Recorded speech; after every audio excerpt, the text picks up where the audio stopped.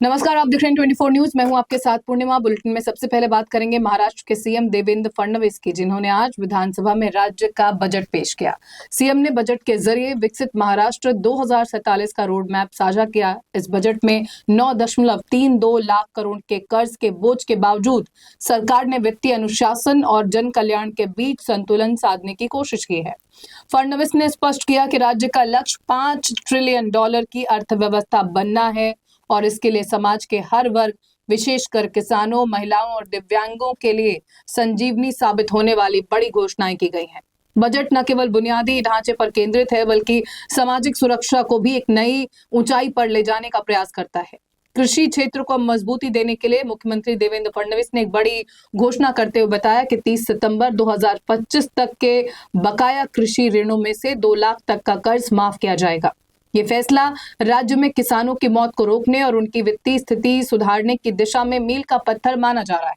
इसके साथ ही जो किसान नियमित रूप से अपना कर्ज चुका रहे हैं, उन्हें प्रोत्साहन के तौर पर 50,000 की नकद सहायता दी जाएगी। डिजिटल खेती और एआई के माध्यम से किसानों की लागत कम करने के लिए भी विशेष बजटीय प्रावधान किए गए हैं। वहीं दिव्यांगों के प्रति संवेदनशीलता दिखाते हुए सरकार ने उनके मानसिक मानधन में 1,000 की भारी बढ़ोतरी की है। अब राज्य के दिव्यांगों को 1,500 के स्थान पर 2,500 प्रति माह दिए जाएंगे। इसके अतिरिक्त उन्हें रोजगार से जोड़ने और आत्मनिर्भर बनाने के लिए राज्य भर में 36 नए कौशल विकास केंद्र खोले जाएंगे। ये केंद्र विशेष रूप से दिव्यांगों की जरूरत को ध्यान में रखकर तैयार किए जाएंगे, ताकि वो आधुनिक तकनीक और व्यावसायिक कौशल सीखकर मुख्य धारा का हिस्सा बन सके। वहीं महिला सशक्तिकरण को बजट का प्रमुख स्तंभ बनाते हुए फडणवीस ने लाडकी बहन योजना को निरंतर जारी रखने का ऐलान किया है। इसके लिए बजट में आवश्यक फंड का आवंटन भी कर दिया गया है। साथ ही लखपति दीदी अभियान के तहत एक बड़ा लक्ष्य निर्धारित किया गया है।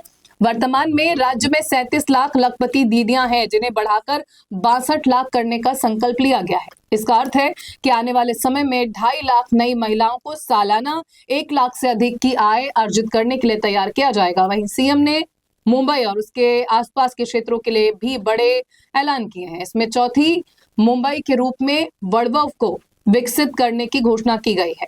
साथ ही मुंबई में 20 लाख झोपड़पट्टी घरों के पुनर्वास और 10 लाख किफायती घर बनाने की योजना भी प्रमुख है।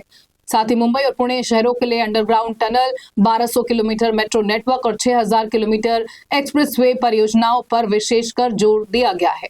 2029 तक 165 किलोमीटर मेट्रो कॉरिडोर तैयार किए जाएंगे। मुंबई में नए अवैध निर्माण न हो, इसके लिए रोड मैप तैयार किया जाएगा। इससे राज्य के बुनियादी ढांचे और शहरी विकास को गति मिलने की उम्मीद है। वहीं राज्य में शहरी विकास के कारण 70% आबादी शहरों में होगी, इसलिए शहरी सेवाओं को डिजिटल किया जाएगा।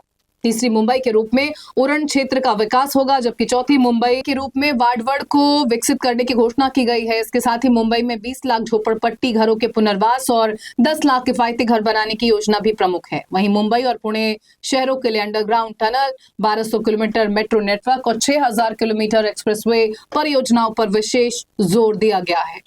2029 तक 165 किलोमीटर मेट्रो कॉरिडोर तैयार किए जाएंगे। मुंबई में नए अवैध निर्माण ना हो, इसके लिए रोड मैप तैयार किया जाएगा।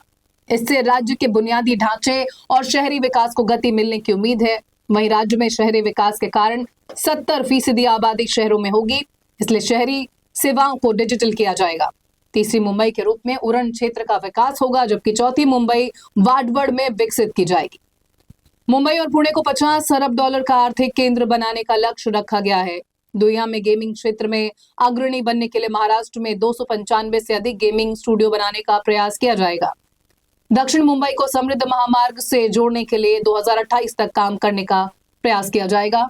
वर्सोवा भाईंदर कोस्टल रोड दिसंबर 2028 तक पूरा करने का लक्ष्य है।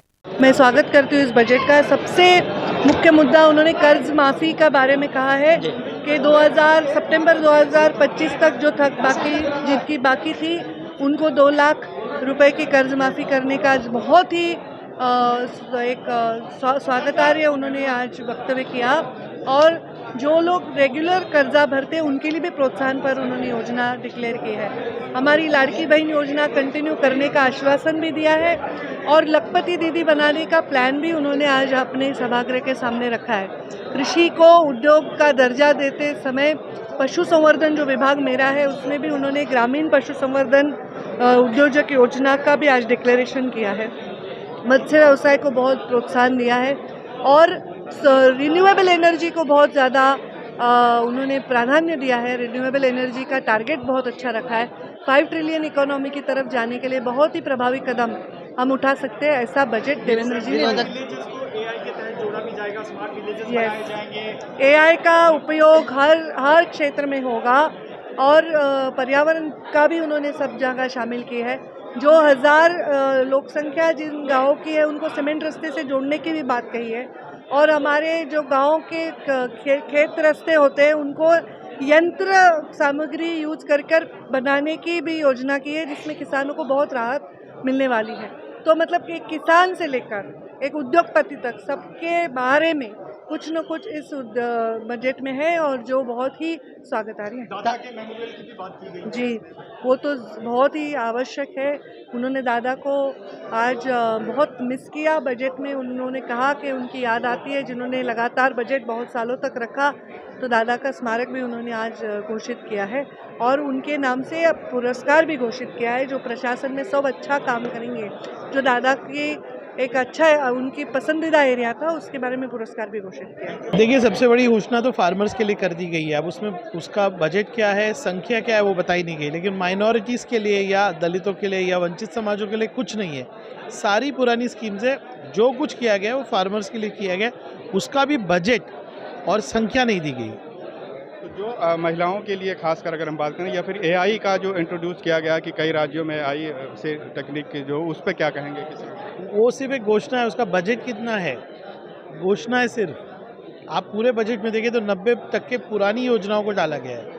हर साल अजीत दादा पवार जी बजट पेश करते थे, इस बार वो नहीं है। कितना मिस किया गया इस सदन में उनको इस बार बजट? बहुत ज़्यादा मिस किया गया। दादा की अपनी एक शैली थी, दादा का अपना एक स्टाइल था और दादा शिष्टता में बिलीव करते थे। अब इस बजट में कितनी शिष्टता है वो फाइन प्रिंट में पता चलेगा। उनके मेमोरियल के लिए जो बातें हुई थी, क्या कुछ उसमें प्रावधान किया गया बनाने के लिए? कुछ निधि अलग की बजट में तो ऐसी कोई घोषणा नहीं थी। अच्छा, धर्मांतरण बिल को लेकर भी कैबिनेट मीटिंग में पास हुआ है, तो क्या सदन में कब तक आएगा और पार्टी का क्या उस पर पक्ष है? देखिए, धर्मांतरण बिल जो है वो बिल्कुल सिर्फ एक ढकोसला है। आप इसमें समझिए, उसमें लव जिहाद को डाला गया है, ये अपना पॉलिटिकल एजेंडा चला रहे हैं। आज भी 3 साल में एक भी ऐसा केस नहीं बताया गया कि जो ये लव जिहाद का केस है।